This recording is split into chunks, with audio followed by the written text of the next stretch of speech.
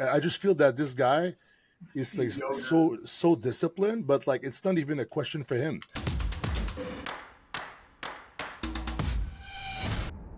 What's up guys and welcome. You're watching Fazi Fitness. Let's start this video with the mutant Nick Walker and his latest physique update, which is about 8 weeks out of this year's New York Pro. So this is taken without any pump and the lighting doesn't look that good either. But the thing is, we have always seen Nick Walker post out the most transparent pictures on his Instagram. So at the end of the day, we know he is gonna look so much better on the stage. When it's time to show up, he's gonna show up conditioned and spot on.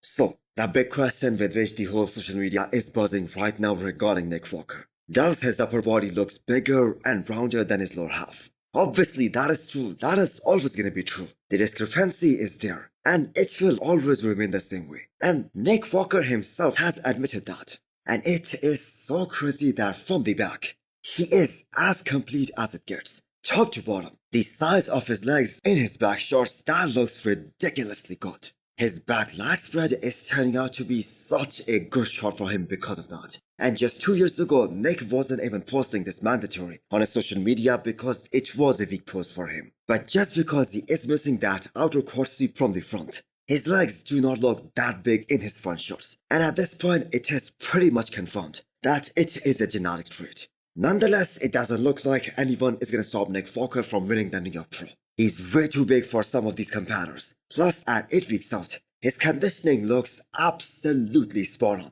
Conditioning has never been his issue. Conditioning-wise, he is on par with guys like Hadi Choopan. So all this breakdown of Nick Walker's physique is in reference to the fact that he's gonna stand next to the likes of Derek Lunsford Hadi Choopan and Samson Dawda. And that is where everything counts. You have to be spot on everywhere. And matter of the fact is, he isn't gonna win the Olympia based on just his size and his freak factor. Shape has become one major criteria in the last few years. But I'm sure him and Matt Jensen are gonna play by their strengths. Because we saw what happened at the Arnold 2023. They tried to fix his shape, going for that extra bit of conditioning and small waist. He lost that quad sweep even more from the front. So talking about the New York Pro, Rubiel Mosquera aka Nexilla is up next. The man with the biggest legs in bodybuilding right now, or in the history of bodybuilding for that matter. And there is absolutely no doubt about that. Now, I really think that Rubiel should have competed at this past Arnold Classic. They gave him such a great opportunity just at the start of his pro career. I mean, look at it this way. Martin Fitzwater, who has been an RB pro far longer than Rubiel Mosquera, and his application was rejected for the Arnold.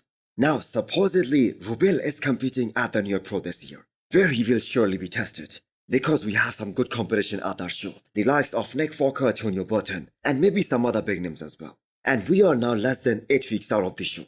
But the thing is, there still isn't any word about his visa status. Apparently, he dropped out of the Arnold Classic, Ohio, because he could not get the visa. But according to Chris Cormier, his trainer, his team did not really help him all the way through. And he was really disappointed with that. And the thing is, they could face the same issue for the New York Pro as well. So hopefully his visa won't be a problem this time.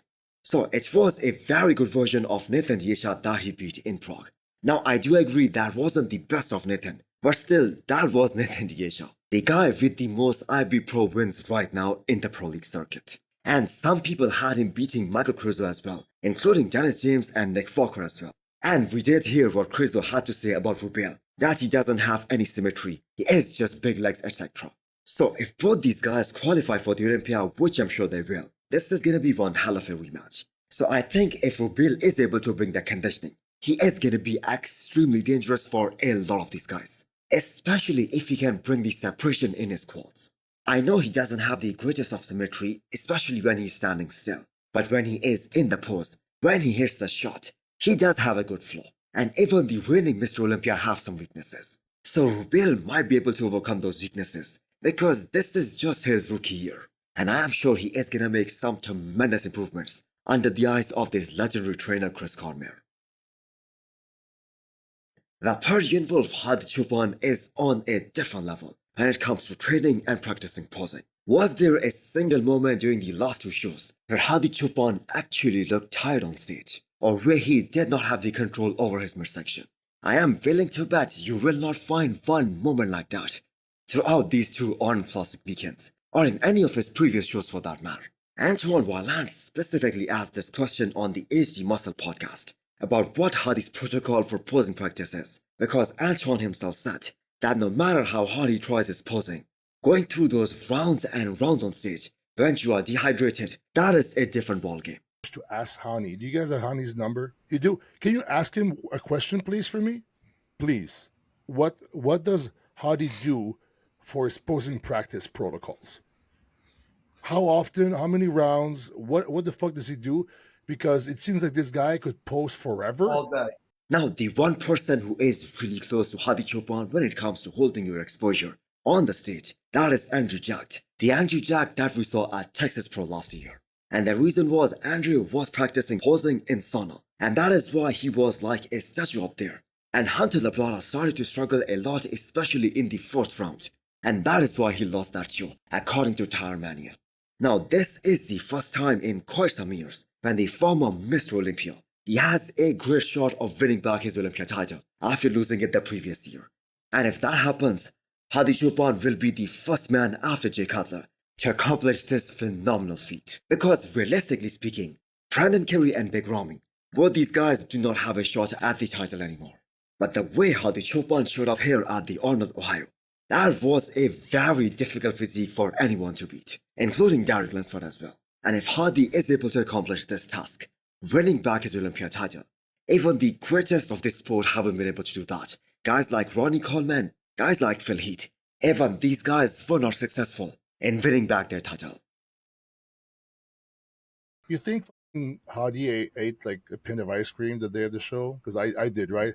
It was like, probably not. He probably ate some chicken. Like, what do they eat in Middle East? Like, fucking kebabs?